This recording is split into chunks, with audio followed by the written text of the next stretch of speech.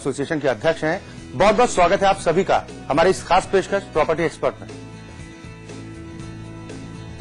जी हां, हाल ही में हुई नोएडा अथॉरिटी बोर्ड की एक बैठक में उत्तर प्रदेश सरकार की ओर से साल 2010 में बनाए गए यूपी अपार्टमेंट एक्ट को अंगीकृत कर लिया गया।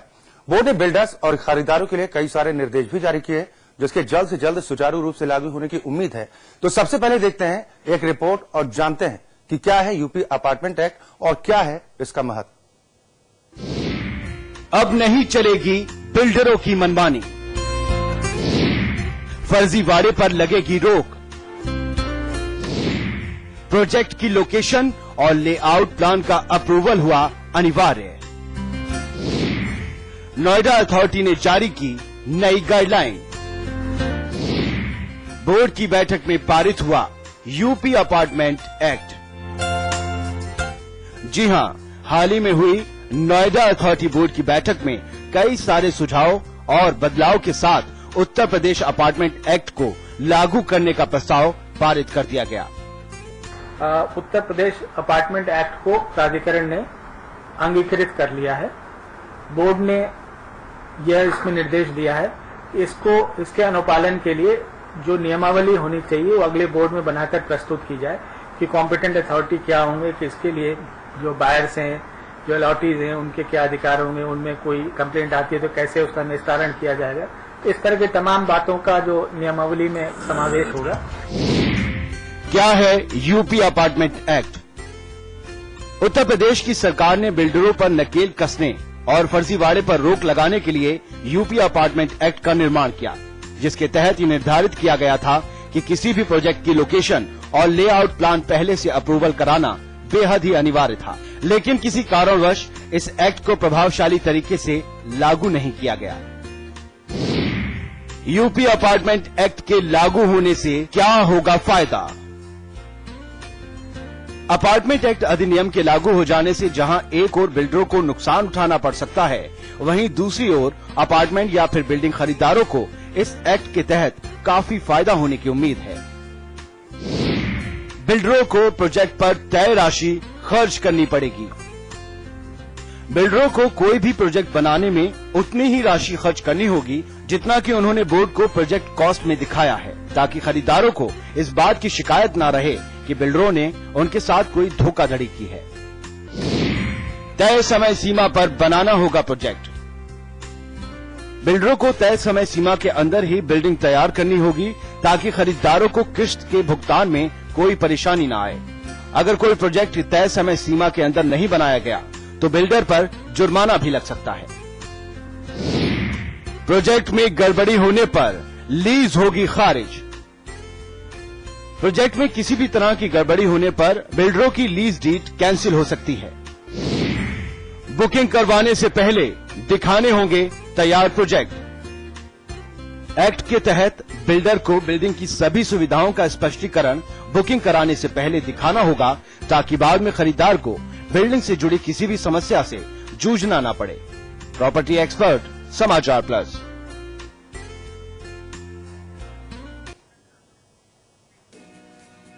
या तो इस एक्ट के लागू होने के बाद अब बिल्डर्स में नाराजगी भले ही देखने को मिल रही हो, लेकिन इसका फायदा कितना खरीदारों को होगा।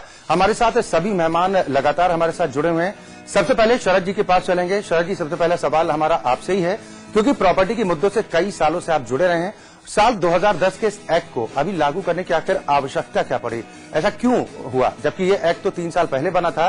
क्या आपको लगता है कि ये जो एक्ट अब प्रभावशाली भी साबित हो सकता है, क्योंकि जब 3 साल पहले बना था और अब इसे अगर पारित किया जाता है तो उसका क्या कुछ फायदा नजर आ रहा है आपको? देखिए, 2010 में जो यूपी अपार्टमेंट एक्ट बना था, जो कंस्ट्रक्शन, मेंटेनेंस एंड ऑनरशिप इसके लिए बना था, और उस वजह से इसे एक तरीके लंगड़े तरीके से स्वीकार कर लिया गया। इसके जो रूल्स थे वो नहीं बने, जो 2011 में उसको मॉडिफाई करा गया। गवर्नमेंट की जब आधी अधूरी नीयत से जो काम होते हैं और उसमें बिल्डरों के लिए सॉफ्ट कॉर्नर रखते हैं, समस्याएं आती हैं जी। बिल्डर को हम जो चोर ना समझे, सबसे बड़ा कंसेप्ट है बिल्डर भी एक बिजनेस करने आए हैं, जब तक 2 पैसा नहीं मिलेगा वो काम नहीं कर पाएगा। बिल्डर अपने टाइम के हिसाब, नक्शे के हिसाब से हर तरीके से काम करता है। क्या अथॉरिटीज के लिए कोई जिम्मेवारी नहीं है उस कनेक्टिविटी का ध्यान रखें? जी। इस एक्ट में कहीं कोई प्रोविजन नहीं है अथॉरिटी को भी पेनलाइज करा जाए कि उन्होंने रोड कनेक्टिविटी नहीं बनाई, ब्रिज नहीं बनाया, सीवर नहीं दी या इलेक्ट्रिसिटी नहीं दी। बड़े ढांचे तो बिल्डर बना देता है, जबकि कोऑर्डिनेशन गवर्नमेंट डिपार्टमेंट की, जिन्होंने अप्रूवल देनी है, जिन्होंने उसको एक्सटर्नल सर्विसेज की डेवलपमेंट करनी है, उन्होंने कॉन्ट्रैक्ट अवार्ड करके जो पूरा करना है, ये गवर्नमेंट, जब तक बिल्डर गवर्नमेंट मिलकर कोऑर्डिनेशन नहीं बनाएंगी, हमेशा कंज्यूमर, इन्वेस्टर एंड यूजर सफर करेगा। इस एक्ट के आ जाने से सिर्फ एक थोड़ी सी देर के हलचल मचेगी या बिल्डर्स के ऊपर नकेल कसने की बात है। गवर्नमेंट को अपने लिए भी चेक पॉइंट रखने चाहिए। बिल्डर के लिए तो बहुत सी सुविधाएं हैं, बहुत ही अच्छी बात है, पब्लिक का पैसे की प्रोटेक्शन है, लेकिन जो गवर्नमेंट की रिस्पांसिबिलिटी बनती है उसको इस एक्ट में कहीं डिफाइन नहीं करा गया। बिल्कुल, यानी आपको लगता है कि गवर्नमेंट को भी इस बारे में बिल्कुल ध्यान रखना चाहिए। हालांकि कई बार इस तरह के मौके आए कि जो हाथी दांत दिखाने के कुछ और, खाने के कुछ और, कुछ इस तरीके की नजीर भी देखने को मिली जिसमें फ्रॉड हुआ, धोखा हुआ। लेकिन अब आपको लग रहा है कि ये जो एक्ट पारित किया गया, क्या वाकई में इससे फायदा हो सकता है खरीदारों को? देखिए सर, मुझे हर तरीके से अभी भी शक है कि बिल्डर को हम खूब दबाव डाल के नए कानून बना के उसके ऊपर पेनल्टीज लगा के किसी तरीके के रिस्ट्रिक्शन लगा लें, लेकिन जब तक गवर्नमेंट का जॉइंट वेंचर नहीं होगा, पब्लिक के पैसे की प्रोटेक्शन नहीं होगी, खाली बिल्डर का इसमें रोल नहीं है।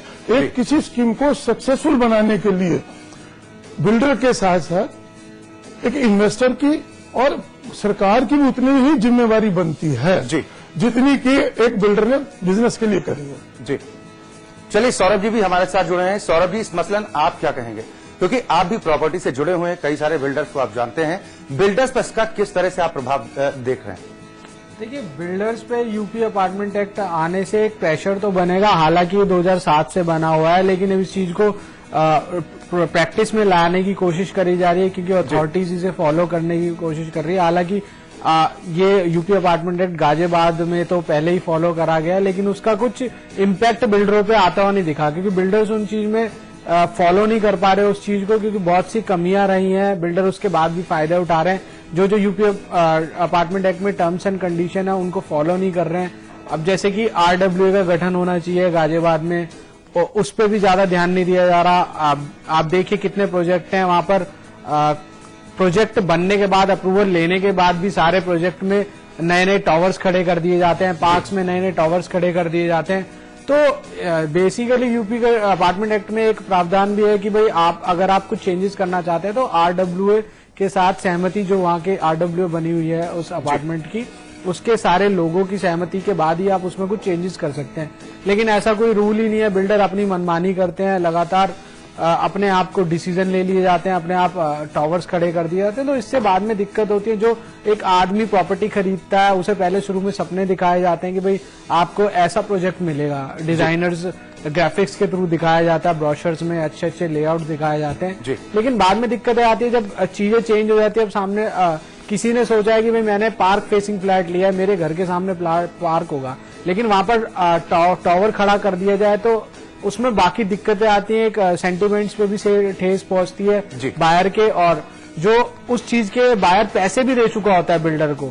कहीं कहीं लाख रुपए बिल्डर ले लेता है पार्क फेसिंग फ्लैट्स के, और इन सब चीजों के चार्जेस लेता है, तो बाद में काफी दिक्कतें फेस करनी पड़ती है। तो एक, हालांकि ये लागू होने से नोएडा अथॉरिटी ने एक पहल करी है, तो देखते हैं नोएडा अथॉरिटी इसमें फॉलो कितना कर पाएगी, क्योंकि बिल्डर्स तो अपनी चाल में चलेंगे, जो उनकी आदत है, बन चुकी है। बिल्कुल, ये देखना बेहद दिलचस्प होगा कि इसका असर कितना होता है। आलोक जी भी हमारे साथ लगातार जुड़े हुए हैं। आलोक जी, इस एक्ट को आप किस तरीके से देखते हैं? क्या वाकई में प्रभावशाली साबित होगा? हालांकि बिल्डर्स नाराज जरूर हैं, हालांकि अपनी नाराजगी को बयां भी नहीं कर सकते वो। मैं इस एक्ट पे काफी टाइम से काम कर रहा हूँ। मैं इस एक्ट के लिए मैंने पिछले साल इम्प्लीमेंटेशन ऑफ अपार्टमेंट एक्ट के लिए मैंने हाईकोर्ट में PIL भी फाइल की थी जी। और आपको बिलीव नहीं होगा, इस एक्ट की पूरी तरह से धज्जी उड़ाई जा रही है। ये एक्ट बहुत ही बढ़िया एक्ट है, जिसके तहत अगर देखा जाए तो रियल एस्टेट रेगुलेटरी बिल जो सेंटर लेके आ रही है वो उसी का ये छोटा भाई है। इसको सही ढंग से अगर इम्प्लीमेंट किया जाता है उत्तर प्रदेश में, तो ये बहुत बड़ा नोएडा एक्सटेंशन जैसी घटनाएं, और रोज हर हफ्ते एक writ petition UP high court में जो फाइल होती है, उस पर बचा जा सकता था। जी, आलोक जी, मेरे हिसाब से रिक्वेस्ट है, ये जो RWA जो एक्टिव जब भी होगी जब बिल्डिंग कंप्लीट हो जाएगी और ऑक्यूपेंसी हो जाएगी। इससे पहले RWA के पास बिल्डर ने बनानी है जब कंस्ट्रक्शन पूरी हो जाएगी। इससे पहले जो बिल्डर गलतियां कर लेता है RWA के बनने के बाद क्या तो सुधार हो सकता है? RWA की बनने के बाद तो सुधार हो ही सकता है, लेकिन मैं इसमें एक बात आपको बहुत बढ़िया बात बता दूं। मैंने अपने PIL का मेरा पहला इंटरिम पेयर था, ट्रू डिस्क्लोजर को नेसेसरी किया जाए। इसमें एक प्रावधान है ट्रू डिस्क्लोजर का। कोई भी नया बायर, एक्ट में क्लियर लिखा हुआ है, जो नया बायर बुकिंग करने जाता है आपके ब्रोशर पे उसको डिपेंड नहीं रहना है। उसको एक ट्रू डिस्क्लोजर फॉर्म है अपार्टमेंट एक्ट में, जिसको भर के देना है, जिसमें इंडोर्स वहां के कॉम्पिटेंट अथॉरिटी का, जो वहां के डेवलपमेंट अथॉरिटी है, उसका इंडोर्स किया हुआ फॉर्म होना चाहिए कि आपने क्या क्या वादे किया है, वो गवर्नमेंट की तरफ से अप्रूव, उस पर मुहर लगा हुआ, स्टैंप लगा हुआ होना चाहिए।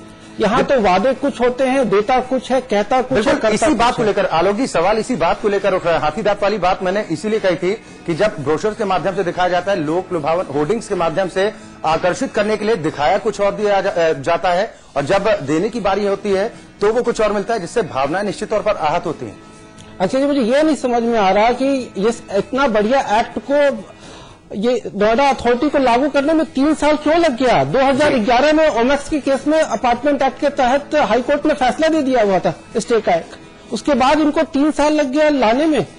नवंबर 2011 में इसमें रूल्स आ गए थे, मतलब इतना टाइम लगने का बात नहीं है इनकी नोटिफिकेशन आने के। यही तो बात है कि नोएडा अथॉरिटी और तीनों अथॉरिटी ले लें, चाहे यमुना एक्सप्रेसवे हो गई, ग्रेटर नोएडा अथॉरिटी हो गई, नोएडा अथॉरिटी, बात तो सारी ये है कि कुछ करना नहीं चाहता कोई अथॉरिटी। चाहे अथॉरिटी एक रेगुलेटरी बॉडी की तरह ही काम करती है, अगर आप देखें तो उन पे सारी अथॉरिटीज हैं। चाहे बायर, आप नोएडा एक्सटेंशन में जितनी प्रॉब्लम्स आई है, नोएडा में इतनी प्रॉब्लम्स आई है, लोगों पे बिल्डर प्रेशर बना के पैसे निकलवा लेते हैं।